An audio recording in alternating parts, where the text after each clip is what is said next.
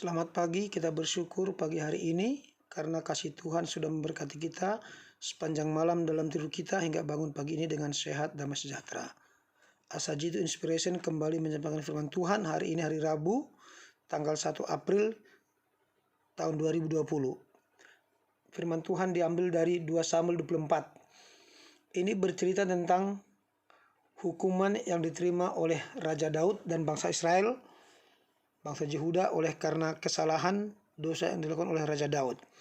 Kalau kita baca 2 Samuel 24 ayat yang pertama, perikopnya di atas pendaftaran dan hukuman Tuhan. Bangkitlah pula murka Tuhan terhadap orang Israel. Jadi awalnya bangkit murka Tuhan kepada orang Israel. Dan singkat cerita, Tuhan menyuruh Raja Daud untuk pergi menghitung bangsa Israel. Dan Raja Daud mengutus Joab. Selama 9 bulan diadakan sensus penduduk, seluruh penduduk Israel dari daerah Dan sampai Beersheba. 9 bulan 20 hari dilakukan sensus itu dan didapati jumlah orang-orang Israel dan Yehuda. Tetapi apa yang terjadi dengan itu? Setelah dilaporkan kepada Raja Daud, malah dia menjadi was-was dan takut, berdebar-debar hatinya. Kalau kita baca di ayat yang 10, dikatakan, tetapi berdebar-debarlah hati Daud setelah ia menghitung rakyat. Lalu berkatalah Daud kepada Tuhan, aku telah sangat berdosa karena melakukan hal ini. Maka sekarang Tuhan, jauhkanlah kiranya kesalahan hambamu, sebab perbuatan itu sangat bodoh. Daud menyadari ada hal yang salah di situ. Tetapi Daud ingin agar segera selesai masalah ini.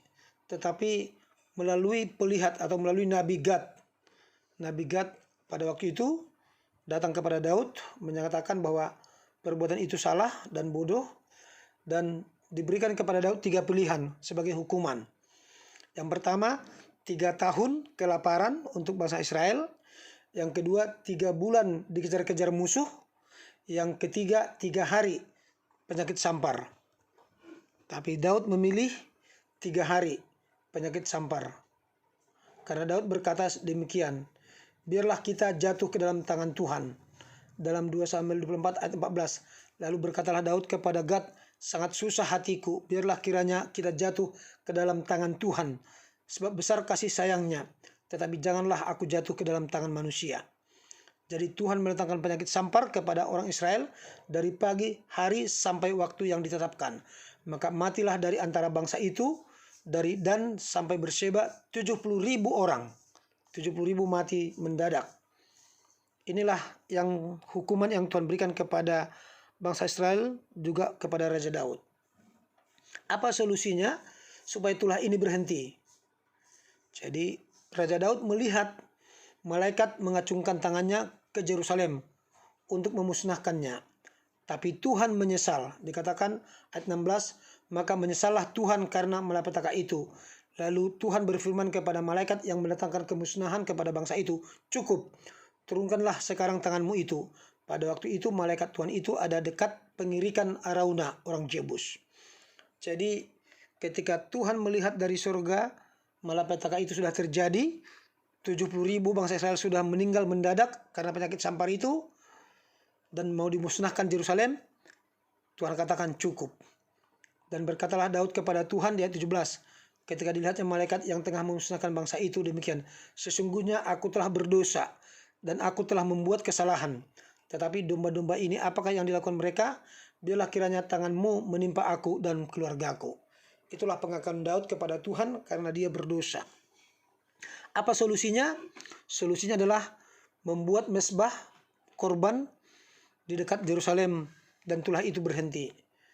Raja Daud mencari satu tempat untuk membangun mezbah, dan ada orang di situ yang namanya keluarga Arauna mempunyai tanah, dan juga di situ ada sapi dan pengirikan.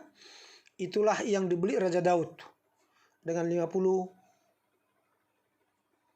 sikal perak harganya, dan dibangunlah di situ mezbah, dipersembahkanlah korban-korban sapi, dan berhentilah tulah itu.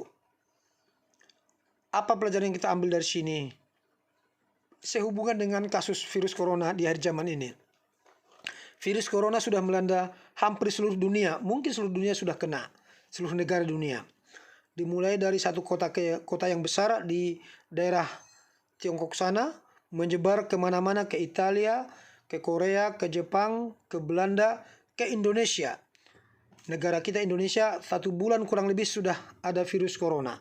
Dan sudah banyak korban. Ratusan korban yang meninggal. Bahkan dari hamba-hamba Tuhan sudah ada yang meninggal. Kemudian sekarang terjadi kepanikan pada masyarakat. Apa yang harus kita lakukan sebagai anggota awam, sebagai umat Tuhan? Yang bisa kita lakukan adalah sama seperti Raja Daud, datang kepada Tuhan memohon ampun atas segala dosa kita. Kemudian berdoa kepada Tuhan, memohon akal budi, hikmat dari surga kepada pimpinan-pimpinan negara kita, pimpinan-pimpinan umat-umat Tuhan di seluruh dunia ini. Agar apa? Membuat mesbah korban. Sekarang apa mesbah itu? Mesbah itu adalah doa yang sungguh-sungguh kepada Tuhan, ibadah yang sungguh-sungguh kepada Tuhan.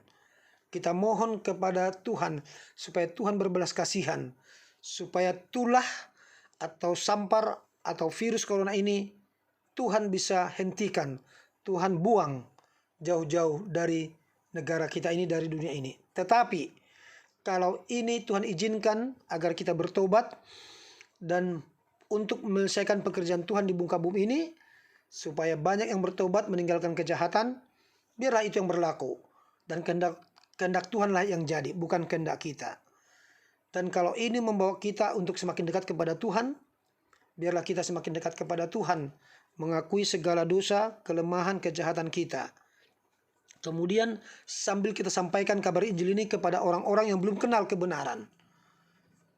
Percaya kepada Tuhan Kristus, Yesus Kristus, Isa Al-Masih Sang Juru Selamat. Terima Dia sebagai Juru Selamat. Kemudian turuti segala hukumnya, khususnya hukum hari Sabat, hukum keempat. Ingatlah dan kuduskan hari Sabat, karena ini hukum yang dilanggar oleh manusia. Siapapun yang mendengarkan firman Tuhan ini, dimanapun Anda berada, apapun jabatan Anda, apapun pekerjaan Anda, dengarkan dan terima firman Tuhan. Turuti hukumnya. Terima Yesus sebagai Juru Selamat. Itu salah satu solusi yang Tuhan berikan kepada kita. Saya percaya peristiwa-peristiwa dalam nubuatan Alkitab sudah hampir semua digenapi. Nubuatan-nubuatan tentang kiamat, tentang datangnya Yesus yang kedua kali, hampir semuanya sudah digenapi. Penyakit sampar, perang, gempa bumi, tsunami, dan segala macam sudah digenapi. Tinggal sekarang, apakah kabar Injil ini sudah sampai ke seluruh dunia?